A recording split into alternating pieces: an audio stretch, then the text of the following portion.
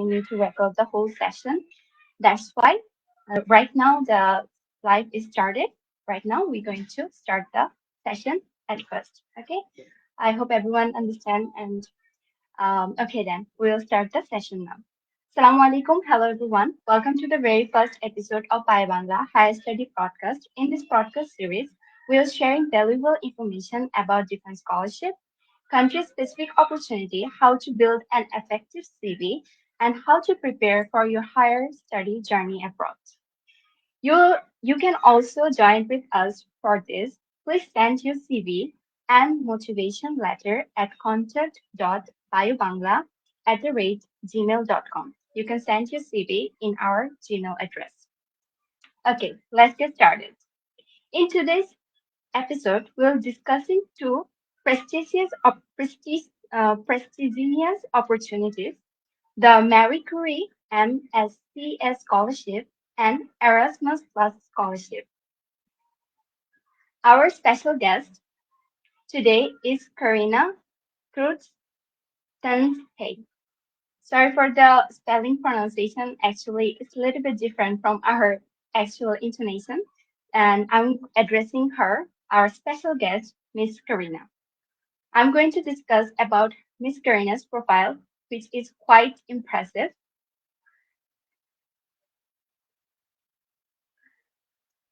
Let me share the okay. Let me share Miss Karina's profile. She has a PhD. She is a PhD candidate in edible soft matter CNRS Lemanus Universities of IATA CSIC Valencia.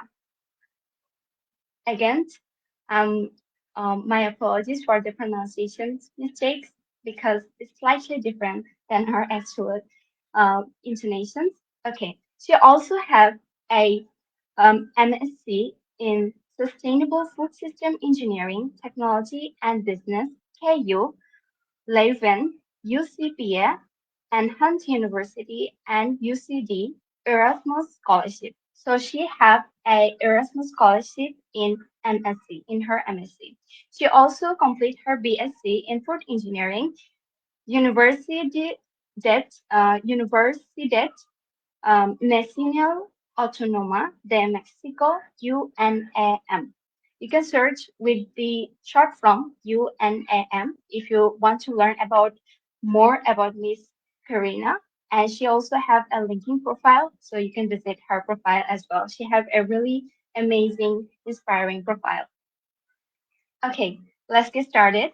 Dear audience, you can ask your valuable question on the comment section. We'll take it on the end of every part. So you can also enter your questions, any kind of question in the comment section. We're going to take the question at the end of the session.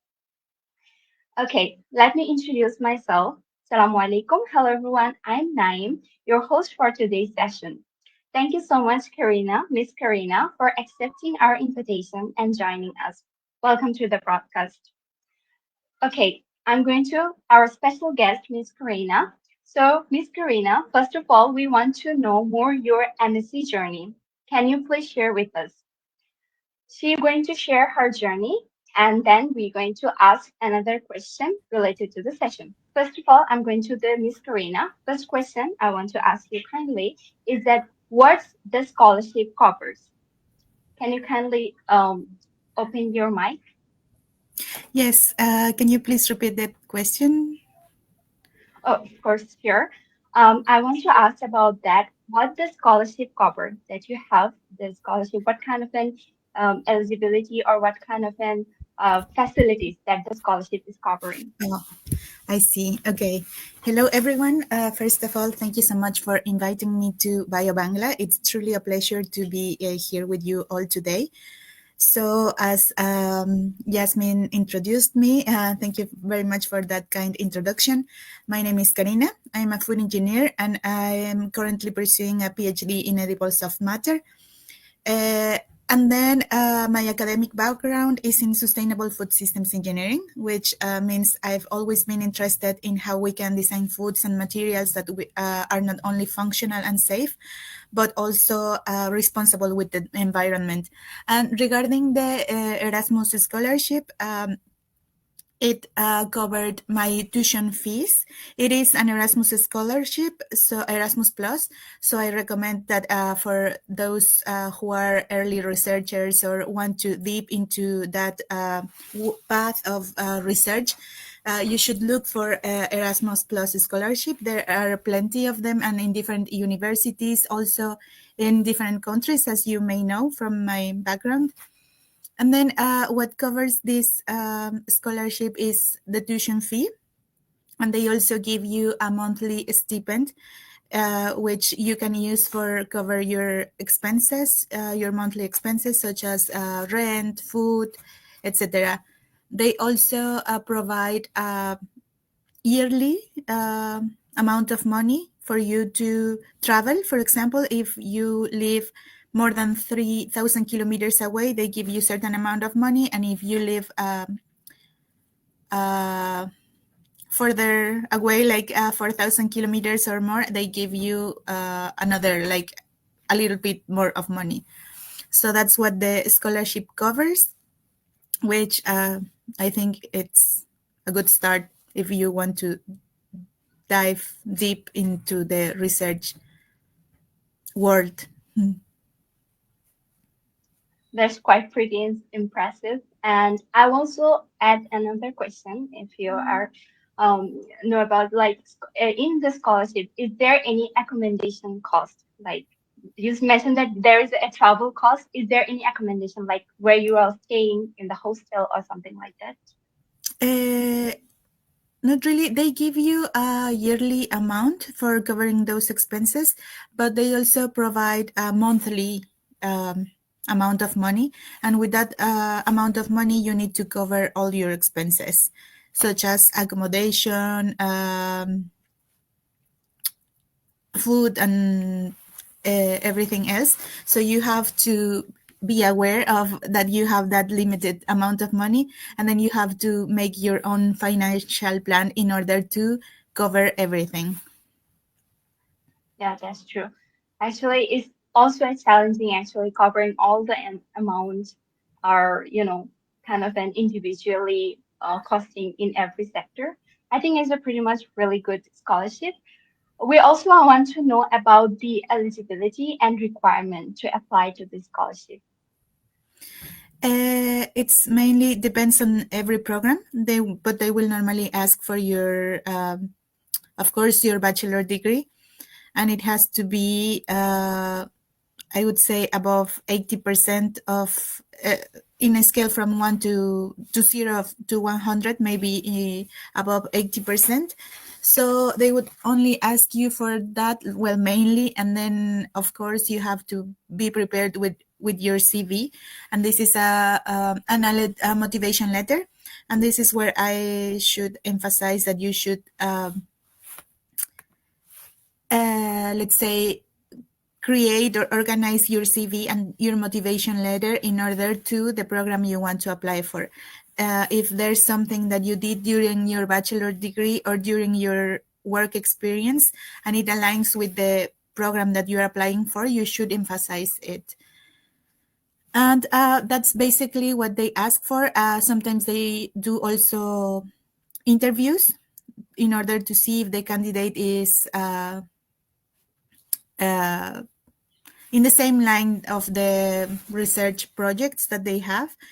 And of course, they also ask for an English certificate, which has to be above B2.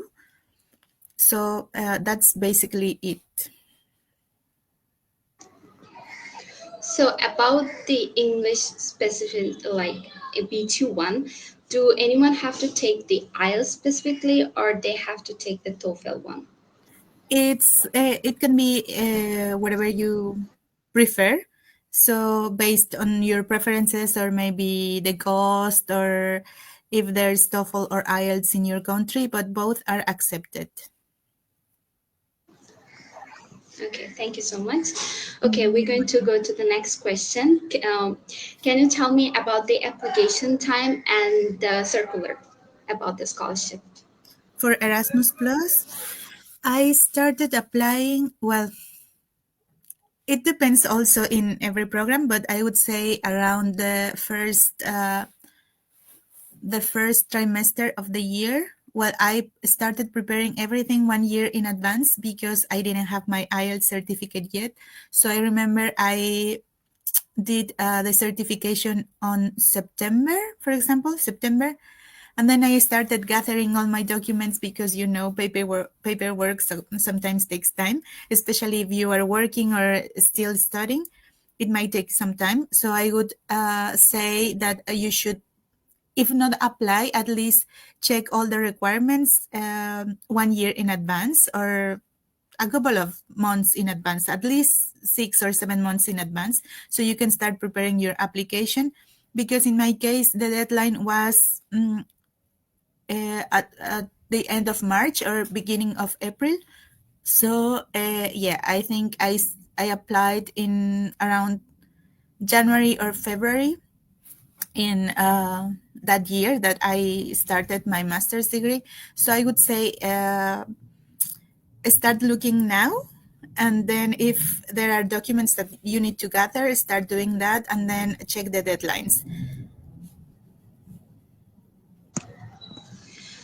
About the document, I also asked another question related to it. Do you need to send all the document to DHL, or do you need to send the soft copy or the hard copy during the process? No, it's just a soft copy. Everything is fortunately, especially I think after COVID, everything changed for good, or maybe it was like that even before. But we only had to send documents through email, or there are certain platforms in which you can upload all your documents, so you don't need to send any hard copies.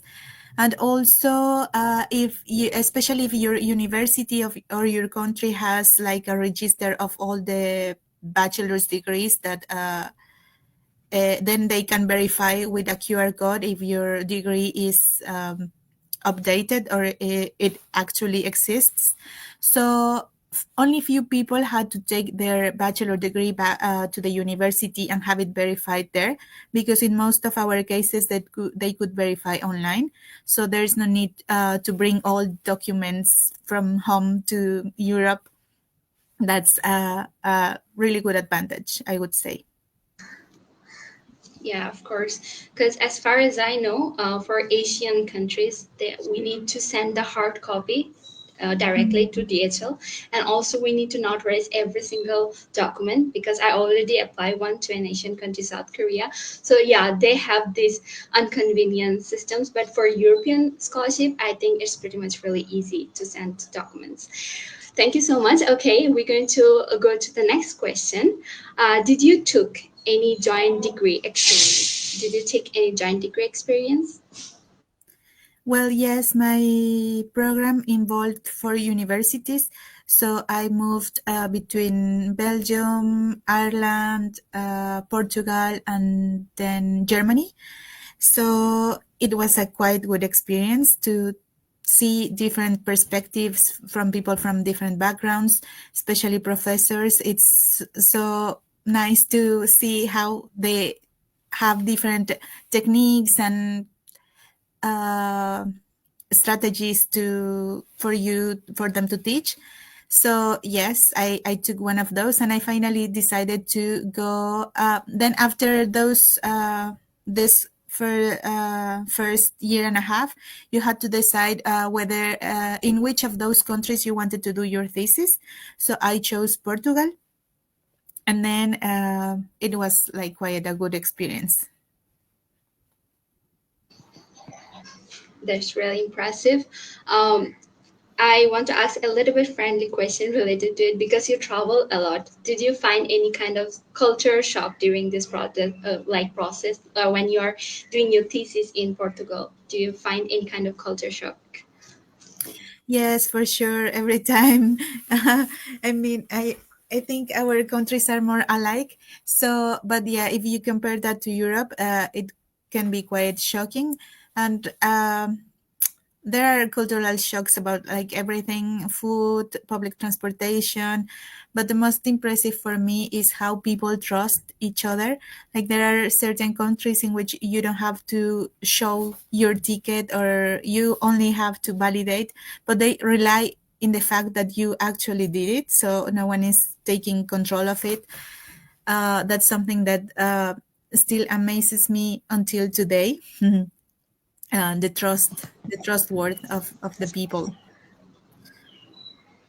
I think the free spirit in the European people is really amazing. The way they trust each other. That's really nice to hear. Okay, we're going to go to the next question. Can you please kindly share your international experience and how it shaped your career? Well, I think uh,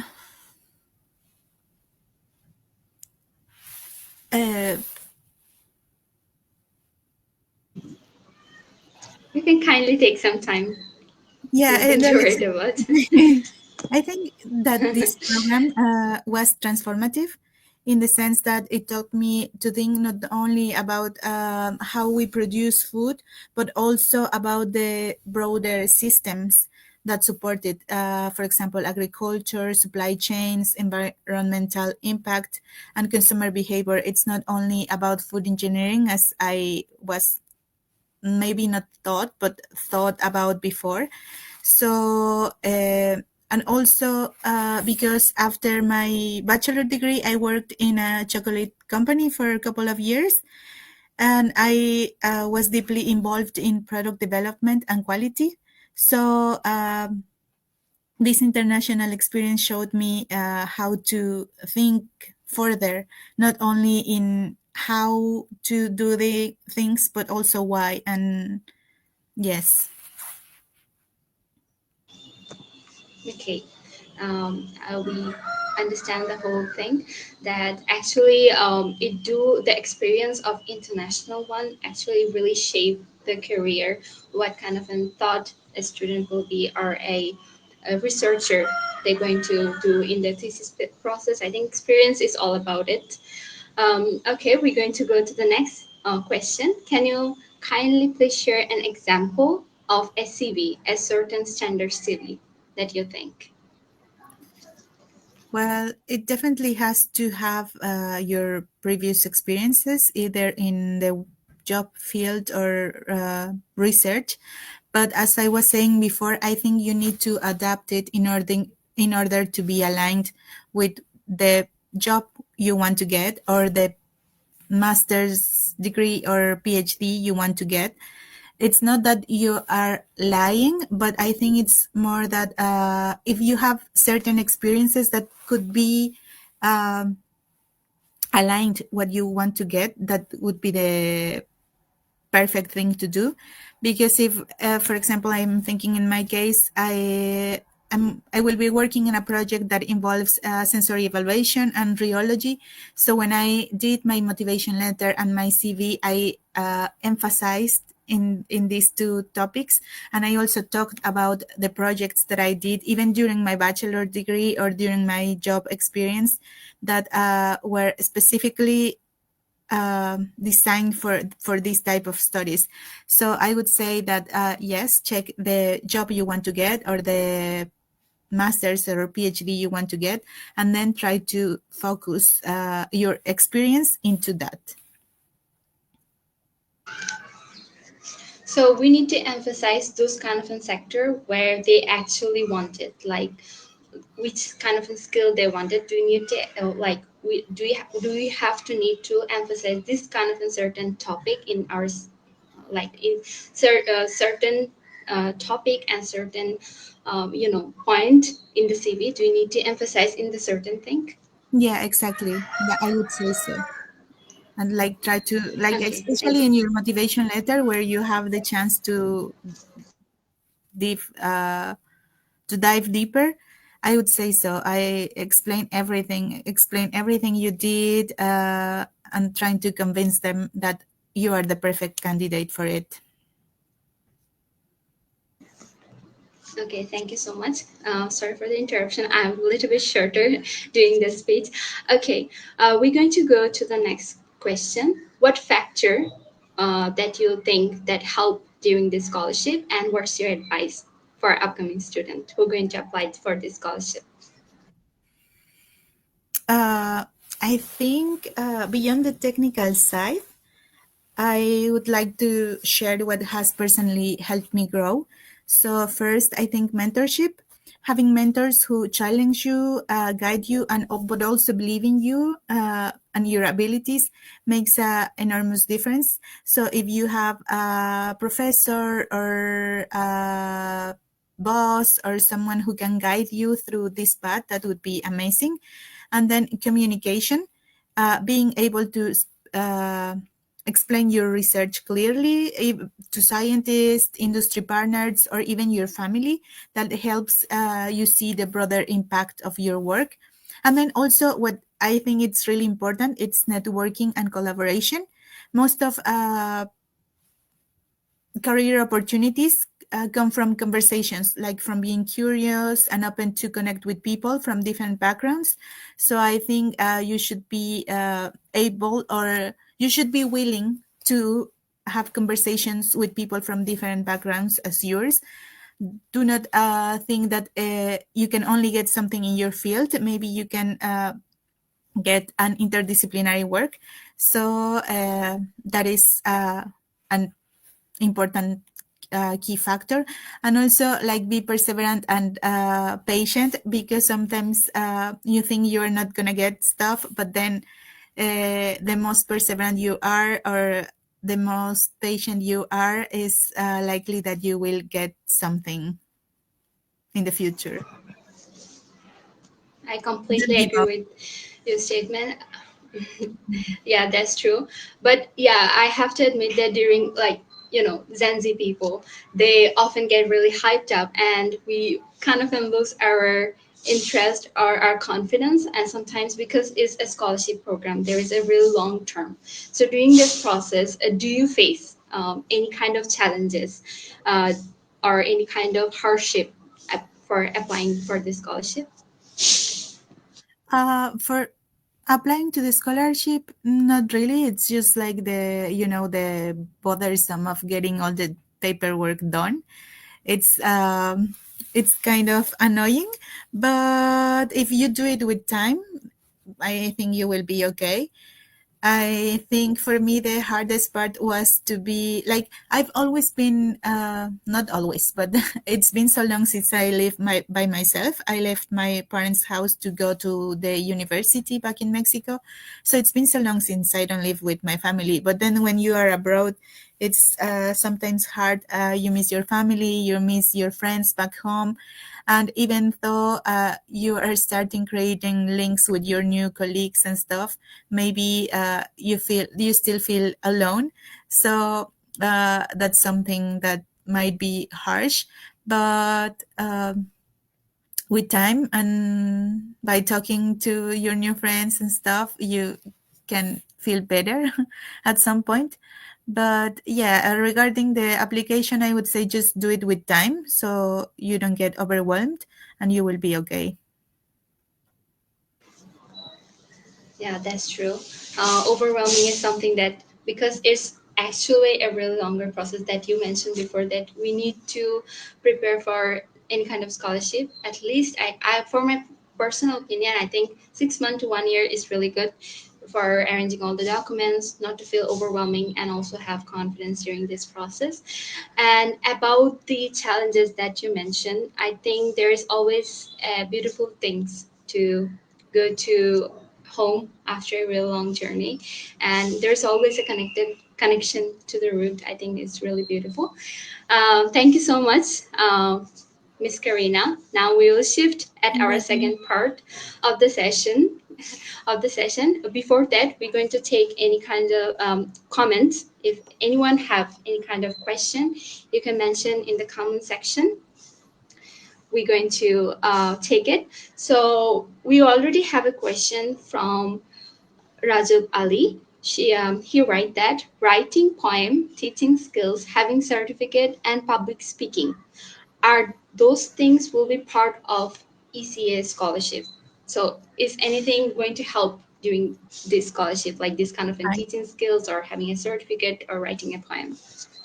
I think so, definitely, because like all those skills that he's mentioning, of course they are valuable, even if they don't ask for them. I think it's worth mentioning them in your motivation letter, or yes, or in even your CV, because it shows that you have experience in writing, even if it's not something scientific specifically, but it helps you to develop those skills that you need for further writing of research papers, for example, teaching skills, of course, and then having public speaking. I think that's really important because at some point you need to do presentations about your work. And also, I mean, at the end, you have to defend your thesis. So it should be amazing that you have experience in public speaking, because you will be like a fish on the ocean, like doing those things. So they are not exactly something that they will require, but it's something that I would say definitely helps you build a stronger career. Definitely, we don't want to be a fish in the ocean for sure. Yeah, and also that writing poem, I think it's really natural, but I think it's also showed the writing skills that you actually can write something, or the skills that you can show. Okay, we're going to go to the second question that Sadia Yasmin mentioned, that what type of activity, especially volunteering or social work, will help you to improve your profile? I would say anything that is related to your field. Right now, for example, I'm doing a volunteering program in a farm. Well, it's more like a greenhouse. So since it's related to not exactly food engineering, but the food chain, the food supply chain, I would say it's important to find something that is related to your field, or at least in the same interdisciplinary branch. Um, so yes, those kind of activities. Okay, I understand that. For volunteer work, I think it's really a novel thing to do. And also during volunteering, students do face kind of an difficulties or finding a right volunteer. Do students have to relate volunteer work to their research study, or they should go for a random volunteering thing? What you going to advise? I think both can be valuable, but I think it would be better if you focus your volunteer work to something related to your field, something that could maybe get you a job later, because that happens. I didn't do any volunteering in a company, but I know people that did internships in certain companies, and then afterwards they got a job there. So I would say look for something that can get you, if not a job, connections, or do networking in order to that be part of your CV, and then that's something that helps you to get better opportunities in the future. Yeah, that's completely right. Okay, thank you so much. We're going to go to the second part, like we already done with the comment, and that is such a beautiful explanation, I have to admit. Okay, we're going to go to the next part question. So first question I want to ask you that what actually inspired you to apply to this scholarship? Well, when I was doing my bachelor degree, I did an exchange program. So I went to Denmark and I lived and studied there for 6 months. So after having that experience, well, before that, I always wanted to visit Europe. And then it was really nice for me because it was not only for visiting as a tourist, but also as a student. So that experience was amazing for me and I really enjoyed it. So ever since I said, like, even before that, I wanted to do a master's degree. And then after experiencing that, I was like, I really need to do this abroad. Like, I don't know, I like the exchange of cultures, thinking, meeting people from different backgrounds with different way of think. So that's what inspired me the most, like meeting new people, meeting new places, and doing something more challenging. Because I mean, of course it would have been challenging doing a master's degree in my country, but I think this was even more challenging, especially because English is not my mother tongue. So yeah, I wanted to challenge myself, but I also wanted to explore, let's say, the world or another, like through another people or going to different countries.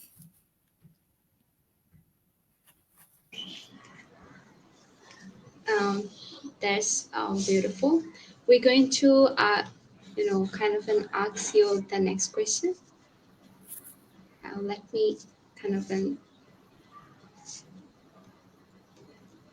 okay. We learned about a beautiful thing about your scholarship and also what inspired you during this process. It is kind of really inspiring as well as a student to learn about your amazing journey. So I want to ask you: is it only for PhD student scholarship, or it is for? You also mentioned that you do the MSc in scholarship. So currently, what that you're doing the PhD, are you also taking a scholarship during this process? Yes, it's in this case, it's not exactly a scholarship. I mean, it could be, but the good thing about Europe is that PhDs are considered a job. So of course you get a salary, and as you get like rights, you also get obligations. So you need to pay taxes, for example. But yes, I will get a salary, let's say, for doing the PhD. Oh, I see. So about the Erasmus scholarship, and also today's session is all about another scholarship called Marie Curie MSCA scholarship Mhm. and also Erasmus Plus scholarship. Can you tell me about the application time and also the circular time, Yes, for the kindly? application time, in the case of the Erasmus Plus, as I told you, I started gathering all my documents. I started my master's degree in September 2023, and I started gathering my documents or getting everything ready 1 year in advance in September 2022, because I didn't have my IELTS certificate. So I started by that and then collecting all the documents I needed. And I think I applied in either beginning of February, end of January, and most of the programs open during those times, or even before, around December. So I think you should start like looking now and set it maybe in your calendar or a reminder that this is the deadline, or this is the when they open the date for you to apply. And for the PhD, it was quite different because I applied while I was still doing my master's degree. So it was around most of the programs open the calls in January, between January and May. Yes, May, around May. Uh, but I did it at the very end because I was not sure if I wanted to stay there in Portugal for doing a PhD. So I did it at the very end, but I would say also start checking in the first trimester of the year. So you can apply it for MSCA programs. Because even if they start, I have some friends that will start their PhD next year in January, but they also applied during this time. So yeah, I would say check from January onwards and before May. to see to start applying. Okay. Also, related to this topic, do they have any kind of scholarship or Erasmus Plus scholarship or Marie Curie scholarship for bachelor program for bachelor student? Yes, the Erasmus Plus is for bachelor students, so most of the programs are for master's degrees. So definitely it's for people with a bachelor degree. And then Marie Curie is only focused on PhDs. So in order to get one of those, you have to have a master's degree. Okay, I got it. For masters, we need to complete the bachelor, and of course, for PhD, we need to complete the MSc program. Um, Also, related to the scholarship that we're talking about, the MSCA and then Erasmus, do you face any kind of challenges that you mentioned that you already kind of apply at the end because you are not sure about it? So, do you face any challenges during that process? Yes, it was really hard for me because it was while I was doing my thesis. So I had lots of experimentation still to do and collecting data, processing that data. So it was quite challenging because I was like doing everything at the same time. But besides that, I think it's also the same. It's the time that it takes to collect all the documents you need, and yes, getting recommendation letters and so on. But it's only time, like if you sit a couple of days and gather all your documents, you will be okay. Um, Okay, thank you so much. I think about the documents is really important, preparing all the documents. And also, most of the students that I actually personally, for me as well, I do face a lot of hassle during kind of an arrange all the document, and many students kind of missed any kind of single document. So for because we are sending a soft copy, I think it's really convenient for European countries. If we miss any kind of documents, are they going to connect with us, or are they actually not going to contact about this? Can No, you? definitely they will do it. In that sense, they are very open, and if you're missing something, they will let you know. And also if they require something extra, let's say, because in my case, for example, I needed to declare whether I had lived the previous 3 years. So if they have any doubt about your profile or about any document that you're missing, they will let you know for sure. I think that's where, for Asian countries that I mentioned before, they do have to send the hard copy because if anyone miss a single document, so they need to again DHL the whole thing.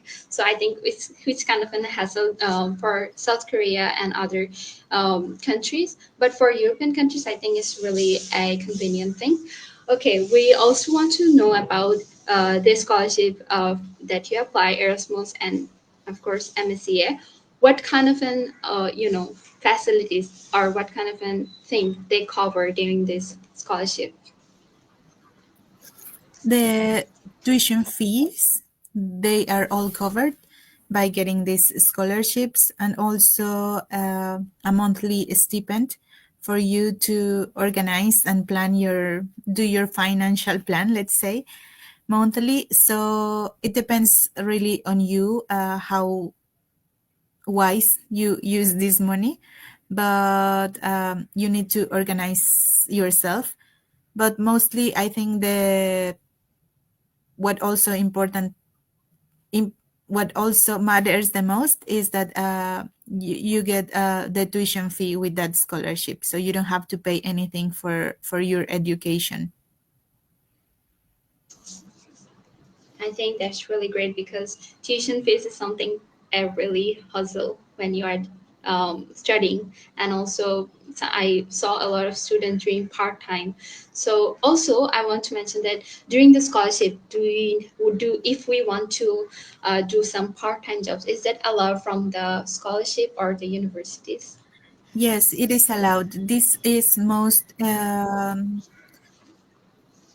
of a concern of the country where you are traveling, but as a student, you get permission to work for around, I think it's 20 hours per week and full time during summer. Well, summer and the winter holidays, let's say. During holidays, you're allowed to work full time, but during your like the semester, let's say, you are only entitled to work for 20 hours. But yes, of course, you can do it. Okay. Do a student for European students? We saw a lot of student work in the inside of the university. They cannot go too far from the university. Is there any kind of requirement during the scholarship? No, not really.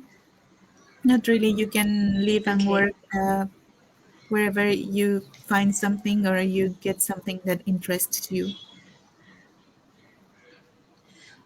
Also, I want to ask that is there any certain eligibility or a certain CGPA to apply to the scholarship, Erasmus and MSCA?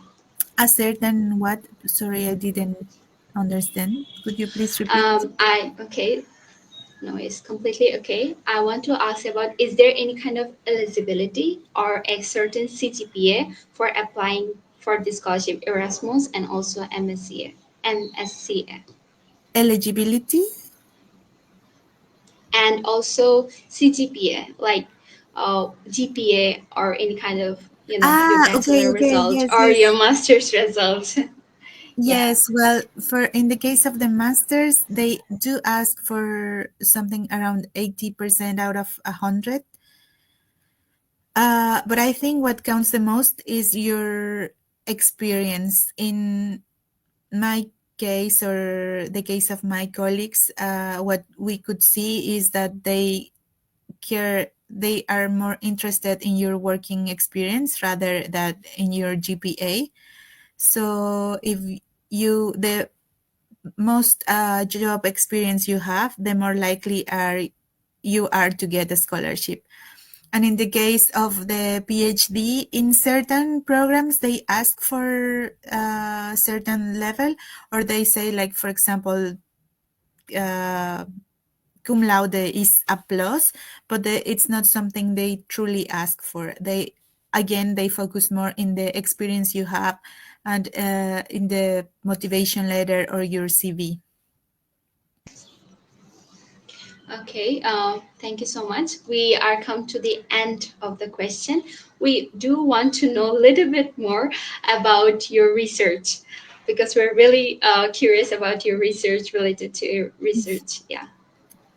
Okay, so my PhD will be in a program called Edibles of Matter. So in my case, I will be working with hydrogels and emulgels.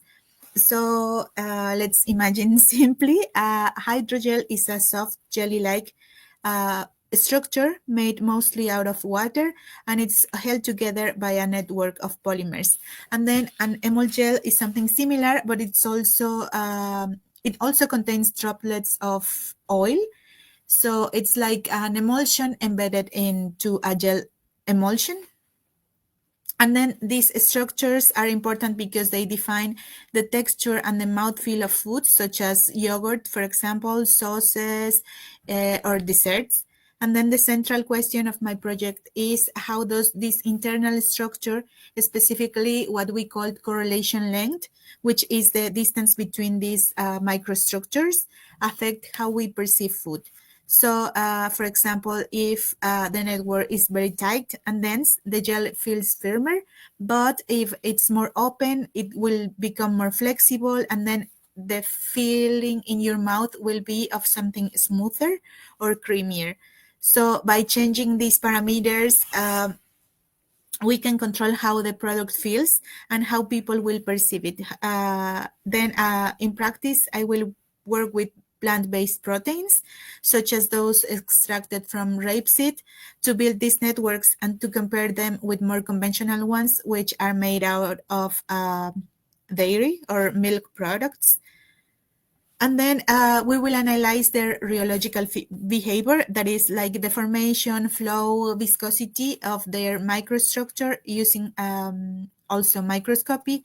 And then we will conduct sensory tests to see how people actually perceive them. If we will use both trained and naive panelists to see how they respond to these new formulations. And of course, they will compare to the traditionals or conventional ones made out of milk. And what are we trying to accomplish with this? So as we are moving towards more sustainable and plant-based food systems, one of the biggest challenges is to become more sustainable, but also taking into account that at the end is consumers what matters. So we want them to give them the opportunity to enjoy these new foods that well, yes, and then but also at the same time they are more sustainable. Yeah, I completely agree with you. I think it should be environment friendly and also it have to be consumer perspective. And I believe that in biophysical chemistry as well, immersion is such an incredible thing. It have a really good impact on food industries, and it's really inspiring and admiring as well that you are doing such an amazing project in your research. And okay, we come to an end. I cannot believe that it's been 45 minutes, and I feel like I'm going to talk with you for the whole day. It's so inspiring and such an honor. Thank you so much, Miss Karina. Thank you so much for contributing your valuable time and insight. Thank you, dear students and audience, for being with us.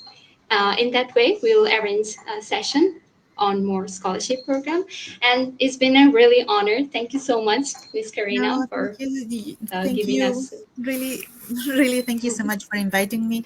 And thank you so much for listening. It's been a pleasure to be here with you. Thank you very much. Thank you so much, Miss Karina. It's been an honor, and I think I'm going to, note down everything that you mentioned. It's such an incredible journey, and also I think audience gained a lot of incredible knowledge from you as well. Okay, we'll end our session in here. We're going to arrange more scholarship session, and we are willing and we'll be so pleased if you are again join with us in another session. We're going to talk a lot, inshallah, and inshallah is a term to Yes. determine the future Yeah, thing. I know. Yeah, it's a Muslim concept and also religious. I think I just want to share this beautiful thing with you. Okay, then please share the live and stay with us, all the audience of Bangla. Thank you so much, Miss Karina. Thank you.